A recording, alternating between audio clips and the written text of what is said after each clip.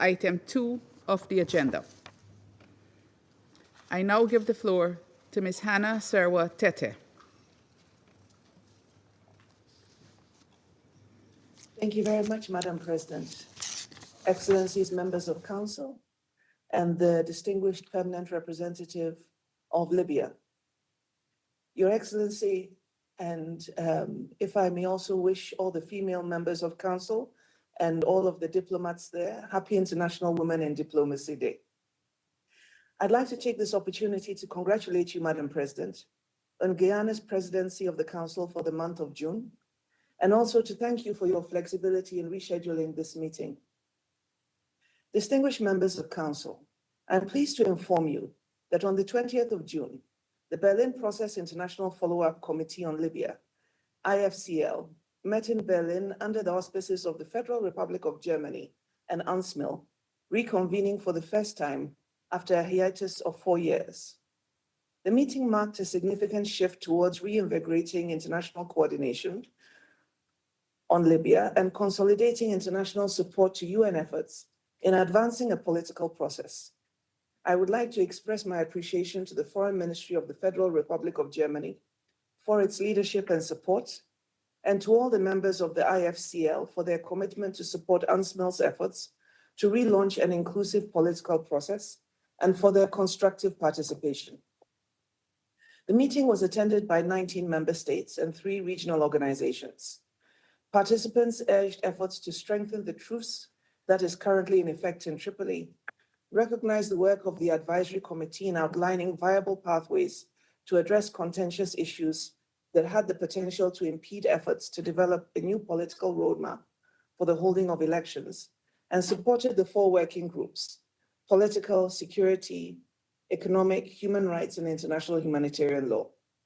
They also agreed to convene regularly to coordinate and channel international support to the UN-facilitated political process. Cohesive international support is indispensable, as Libya is again at a critical juncture in its efforts to achieve the overall objective of strengthening democracy and moving towards electing a government that will unify state institutions, promote good governance, and be accountable to its citizens. Madam President, Your Excellencies, members of Council, since my last briefing on the 16th of May, in the immediate aftermath of armed clashes in Tripoli, UNSMIL engaged extensively with the Government of National Unity, key political and security actors, community and tribal leaders, notables, civil society representatives, and member states with influence on the ground to prevent further violence. Our engagement was specifically to seek support to preserve the fragile truce that had been reached on the 14th of May and develop mechanisms to facilitate a de-escalation of tensions in order to prevent further clashes and ensure the protection of civilians. On the 18th of May, with UNSMIL's support, the Presidential Council established a truce committee composed of key security actors with a mandate to monitor the upholding of the truce, facilitate a permanent ceasefire, and ensure the protection of civilians. This was followed on the 4th of June by the formation of a temporary security and military arrangements committee, also under the auspices of the Presidential Council, tasked with implementing structural measures to sustain peace and reorganize forces in the capital. This second committee also includes representatives from the Ministry of Defense, Ministry of Interior, and the armed groups. The deployment of disengagement forces in sensitive areas has also occurred, and the de-escalation of tensions led to the withdrawal of the main heavily equipped forces from the roads of Tripoli on the 11th of June, and they have since been replaced by police and military police. The truce, however, remains fragile, and the overall security situation, in our opinion, is unpredictable. Your Excellency, Madam President, the armed clashes that erupted in Tripoli in May resulted in civilian deaths and injuries, as well as damage to critical civilian infrastructure, including hospitals, universities, and a prison. Despite several stress calls, no humanitarian corridors were secured by the parties involved in the clashes. These incidents underscore the shortcomings of security actors in adhering to international humanitarian and human rights law. Following the clashes, there have been ongoing demonstrations, but I would like to commend state security forces for the most part, for facilitating peaceful protests and continue to emphasize the need to allow that to happen and to protect civilians. Following the clashes, I'm particularly alarmed by the discovery of mass graves in the Abu Slim area. Emerging evidence indicates grave human rights violations, including extrajudicial killings, torture, and enforced disappearances that were allegedly committed by state security actors, notably the stability support apparatus. The presence of charred remains, unidentified bodies in morgues, and a suspected unofficial detention site at the Abu Salim Zoo underscores the scale and gravity of these abuses. These incidents highlight the urgent need for security reform rooted in human rights and independent access to all detention facilities. While national committees have been announced, an independent investigative mechanism is also important to help ensure truth, justice, and accountability, and also to ensure that this practice does not continue.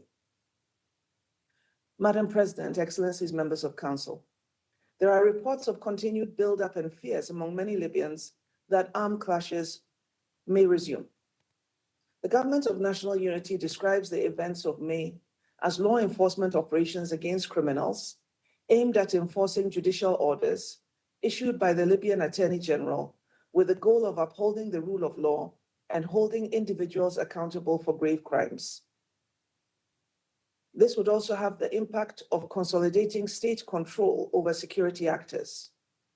However, we have noted that dynamics have developed and narratives have emerged that risks pitting cities and neighborhoods within Western Libya against one another, threatening social cohesion and potentially fomenting further escalation. The continued inflow of weapons into Tripoli has led to the proliferation of heavy arms and weapons depots in densely populated civilian areas, posing serious risks to civilian lives.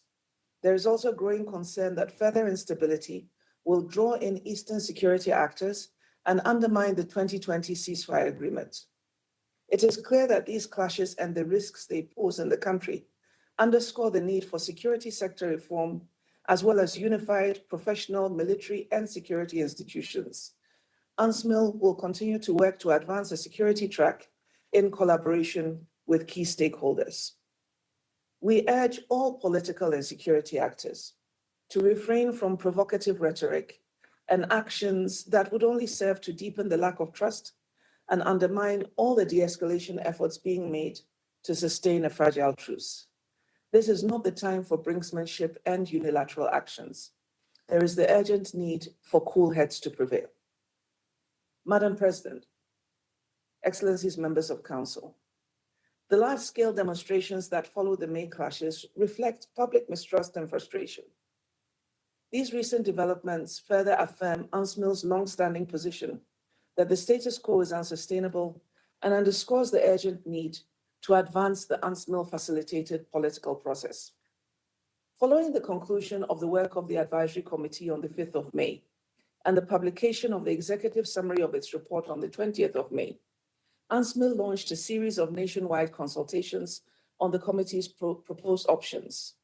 The objective of these consultations is to facilitate a nationwide inclusive public debate about how best to overcome the political impasse and gather Libyan views on the 4 options proposed by the Advisory Committee. In addition to engaging with key political and security leaders, the mission has met with representatives from municipalities, political parties, elders and notables, social councils, members of civil society, youth, women, cultural and linguistic components, and persons with disabilities. So far, consultations have taken place in Tripoli, Benghazi, Misrata, Nalut, Zawiya, and Zintan. And there have also been meetings with interlocutors traveling from other areas in southern Libya, including Sabha, to engage with UNSMIL in Tripoli.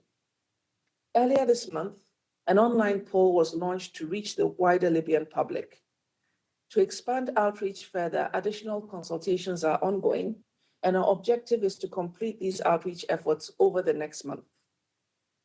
Across the diverse backgrounds and political views that were expressed, there is a clear and unified message that has so far emerged.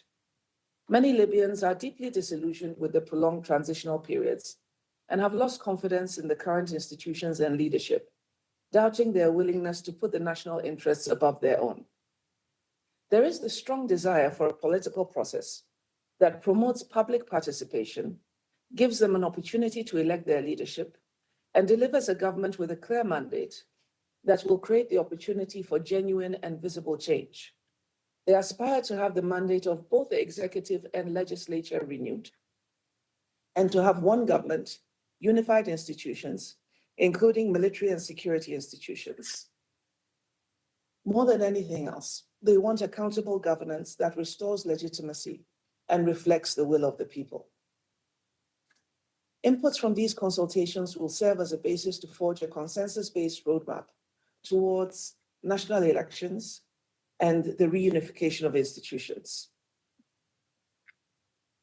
Madam President, Excellencies, members of Council, UNSMIL intends to present a time-bound and politically pragmatic roadmap reflecting the Libyan people's demand for tangible change with the goal of ending transitional processes.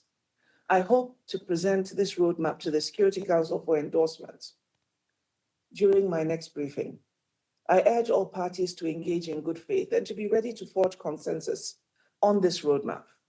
We need all political actors to exhibit the willingness to negotiate, compromise, and work in close collaboration with UNSMIL towards undertaking the necessary legislative reforms and administrative to facilitate the process. We will also need to agree on clear milestones with a definite timeline towards holding elections that will create the basis for the next government to have a clear mandate that derives from the people of Libya and which is inclusive of all parts of the country, tribes, cultural components, women, young people, people with disabilities, through their participation in the political process as candidates, as campaigners, as political activists, in an atmosphere that is free of violence and political intimidation. Unequivocal support from this council, including its readiness to take measures against those obstructing the political process or actively instigating violence and criminality, will be critical and reassuring to all Libyans. Madam President, Excellencies, members of Council, alongside persistent instability and widespread frustration with the status quo, the purchasing power of the Libyan dinar has suffered significantly in recent months. On 6 April, the Libyan dinar saw a devaluation from 4.8 dinars to 5.56 dinars to the US dollar, representing an almost 16% loss in value. To date, there is no agreement on a unified budget, and this is continuing to put increased pressure on the central bank. Moreover, with divided institutions and the absence of an agreement on spending or a budget, unilateral fiscal decisions risk destabilizing an already precarious financial situation. To this end, the House of Representatives' deliberations on the 3rd of June of a 69 billion Libyan dinar 3-year budget for the Libyan Development and Reconstruction Fund would be troubling if approved. It has prompted concerns across the political spectrum, not only for its questionable sustainability, but also for the perceived lack of transparency and procedural legitimacy in the approval process. If implemented, such an expansionary fiscal measure risks undermining the central bank's ability to stabilize the exchange rate and contain inflation.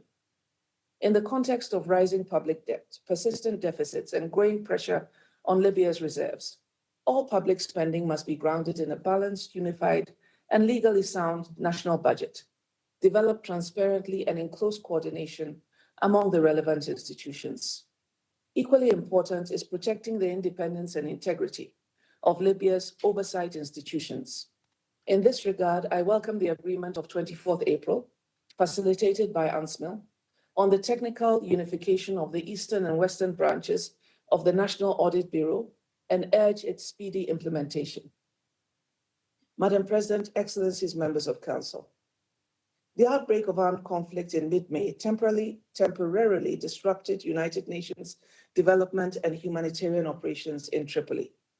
This disruption was further exacerbated by the continued suspension of activities by international non-governmental organizations in the Western region.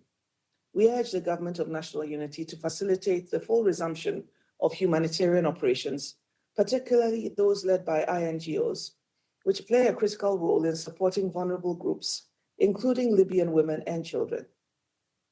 In May, the House of Representatives reviewed the draft law on protecting women from violence.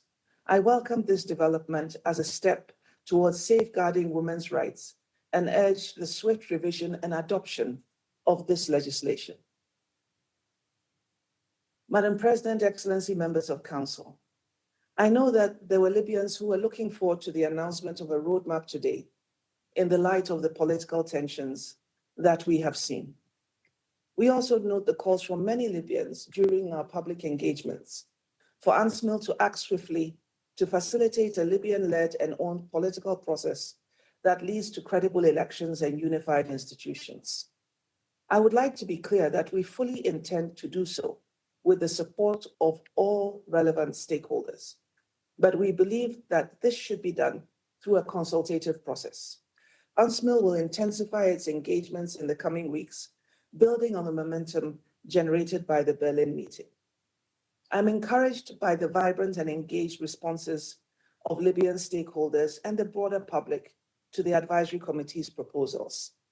This represents a vital step towards ensuring that the views of the people of Libya are meaningfully reflected in shaping the country's future. I extend my gratitude to the Advisory Committee for diligently undertaking this important task, and my team in UNSMIL for all their support. And I count on the continued support of this Council. Thank you very much. I thank Ms. Tetteh for her briefing. I now give the floor to those Council members who wish to make statements. I give the